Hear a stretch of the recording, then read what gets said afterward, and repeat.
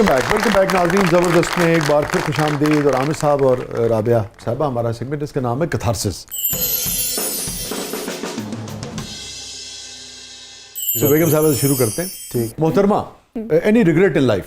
Regret ये है कि मैंने अपना एक ब्रांड शुरू किया था, मुझे लगता है कि वो मुझे नहीं करना चाहिए। मैं देखने वालों को भी सबको बोलूँगी, अगर आप कोई भी काम कर रहे हैं तो आप वो काम करें जिसमें आपको एक्सपीरियंस हो।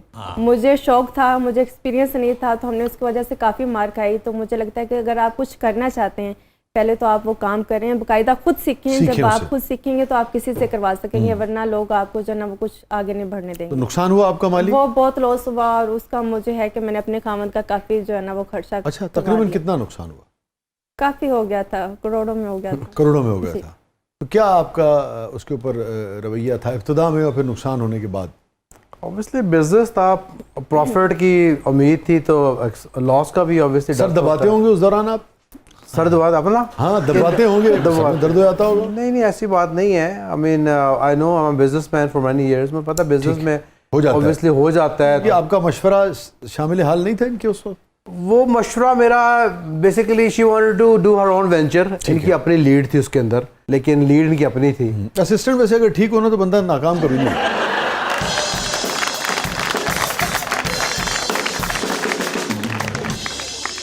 लेकिन ये कि हमारा एक्सपीरियंस नहीं था, इनका भी नहीं था, मेरा भी नहीं था, तो वो शौक में हमने शुरू कर लिया। लेकिन वो उसमें तो आपको रिग्रेट, अफसोस होता है वो मुझे और उसकी एक वजह ये है कि वो कामयाब नहीं हुआ। दूसरी जो मुझे आपकी बात से लगा कि आपको इस बात का अफसोस है कि आपके खाविंद का पैसा जो है वो उसमें काफी लगे। Okay, any regret in life sir? जो रिश्तों में अपने खराब हुए हैं मेरे, बेसिकली उसमें मेरी अगर मेरे अंदर पेशेंस ज़्यादा होती और मैं एक थोड़ा टॉलरेंस होती तो आई गेस सक्सेसफुल ज़्यादा होता। तो आप क्या गुस्सा करते थे? क्या हो जाता था?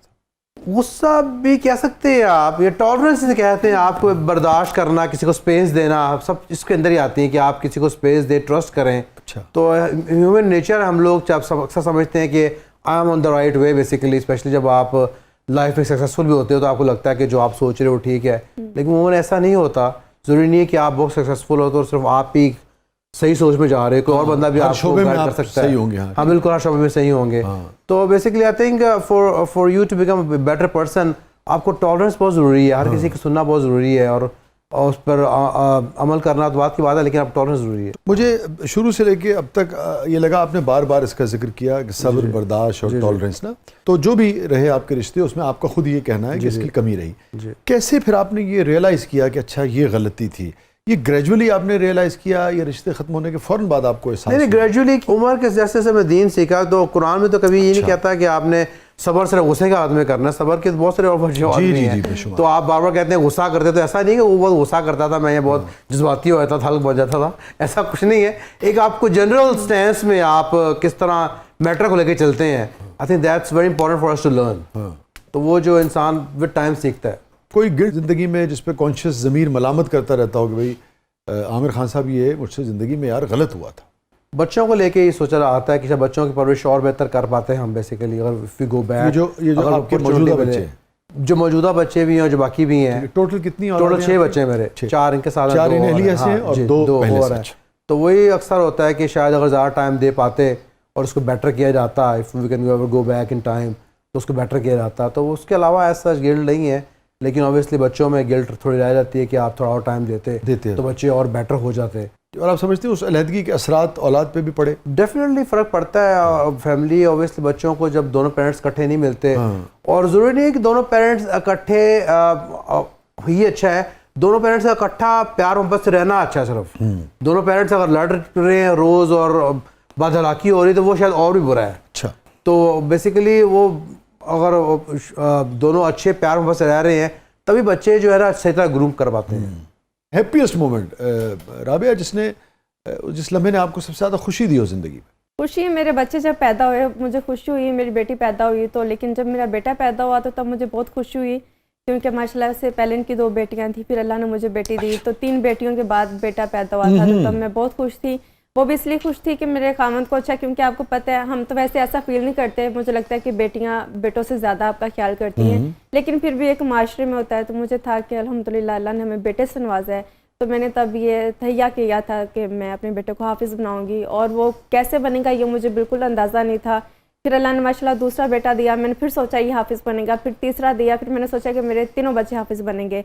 और वो कैसे बनेंगे यकीन माने मुझे नहीं था पता। अमेरिका में रह के बच्चों को हाफिज़ बनाना बहुत मुश्किल है, और एकदम ऐसा वक्त आया कि हम अचानक से पाकिस्तान, हम यहाँ पर वेकेशन पर आए थे, हमारी कोविड के दौरान फ़्लाइट जो कैंसिल हो गई तो हमने बच्चों को हिफ्ज़ के लिए डाल दिया कि ट्राई करते हैं, और बच्चे माशाल्लाह इतना अच्छा स्कूल में खुश हुए, इतना अच्छा उन्होंने किया कि हम फिर यहाँ पर। और इस वक्त माशाल्लाह कितना मुकम्मल हो चुके हैं दीनों के? बेटी का माशाल्लाह हो चुके हैं, हमें यहाँ पर आए हुए 2.5 साल हो गए हैं, तो मेरी बेटी ने इतने अरसे में कर लिया, मुकम्मल हो गया। और बाकी दोनों का, तीनों का रहता है? बेटे का 9 सपारे हो गए और एक बेटे के 3 सपारे हो गए माशाल्लाह। तो बस ये देखें कि आप जब अच्छी चीज़ की नियत करते हैं, आप जब दुआ करते हैं, अल्लाह से मैं दुआ करती थी, जब भी नमाज पढ़ती थी दुआ करती थी कि अल्लाह मेरे बच्चों को नेक बनाए और हाफिज़ बनाए, तो देखें कि अल्लाह ने उन्हें माशाल्लाह। आमिर साहब जी, हैप्पीएस्ट मोमेंट?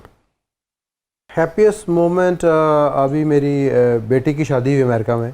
अच्छा। तो Abdullah she my first daughter, जो पहली साहबजादी। बिल्कुल। तो that was a very recent happiest moment which I can recall अल्हम्दुलिल्लाह। जो ये फैमिली व्लॉगिंग होती है आप दोनों का फर्दन, आप क्या समझती हैं उसका कोई दायरा कार होना चाहिए या कोई दायरा कार नहीं? दायरा कार होना चाहिए। अभी कितना होना चाहिए? आप ये प्राइवेसी उससे लीक नहीं होनी चाहिए। अगर आप प्राइवेसी किसे कहेंगे आप?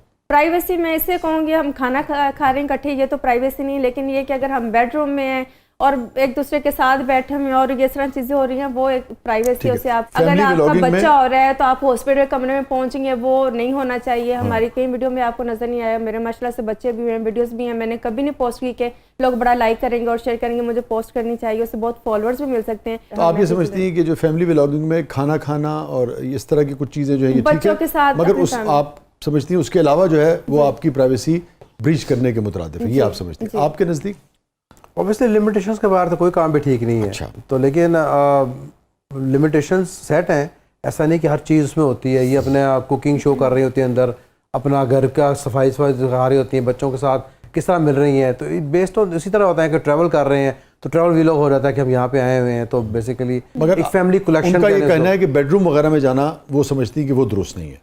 ऑब्वियसली इस तरह की चीज़ें बहुत सारी दुरुस्त नहीं है कि आप अपने प्राइवेसी लोगों को इन्वेट कराएं। तो मैं आप दोनों की जो बात समझा हूँ वो ये है कि जो भी फैमिली व्लॉगिंग में जो आप दिखाते हैं वो दुरुस्त है, उसके अलावा जो चीज़ें हैं जो लोग दिखाते हैं वो गलत है। हम कोशिश करते हैं कि हम दुरुस्त चीज़ें दिखाएं, हम ये कोशिश करते हैं कि नाज़ेबा हरकतें हम दिखाएं। ठीक है, बहुत बहुत शुक्रिया आमिर साहब, थैंक यू सो मच, बहुत शुक्रिया आप तशरीफ़ लाए, बहुत बहुत शुक्रिया।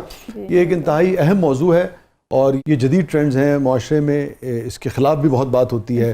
कुछ लोग अगेन जैसा कि मैंने शुरू में भी कहा जो लोग करते हैं वो इसके हक़ में भी हैं, तो मैं समझता हूँ इस पर बात होनी चाहिए ताकि फिर एक राय जो है वो माशरा जो है कंसेंसस जो है वो डेवलप हो सके कि करना है नहीं करना, होना चाहिए नहीं होना चाहिए, होना चाहिए तो किस हद तक होना चाहिए, प्राइवेसी क्या है, किसकी प्राइवेसी क्या है, उसके इफ़ेक्ट्स जो हैं वो क्या हैं माशरे पर, नौजवानों पर। तो इसीलिए हमने आपको दावत दी थी। बहरहाल आपके बहुत सारा मौक़िफ़ ऐसा है जिस पे मेरी भी राय मुख्तलिफ है, मुझे भी इख्तलाफ है, लोगों को भी हो सकता है। इस तरह जो मैंने अर्ज़ किया आपको भी उससे इख्तलाफ हो सकता है, आपका वो हक़ है। तो हमने अपनी भी बात और आपकी भी बात लोगों तक पहुंचा दी। Again thank you for coming, आप दोनों तशरीफ़ लाए और इख्तलाफ अपनी जगह, मगर आप दोनों के लिए दुआएं जो हैं वो बहुत सारी हैं। अल्लाह ताला जी आप दोनों को खुश रखे, सलामत रखे इसी तरह से। और नाज़रीन ये था आज का ज़बरदस्त, अपने फीडबैक से हमें आगाह कीजिएगा। इजाज़त दीजिए, अल्लाह हाफ़िज़।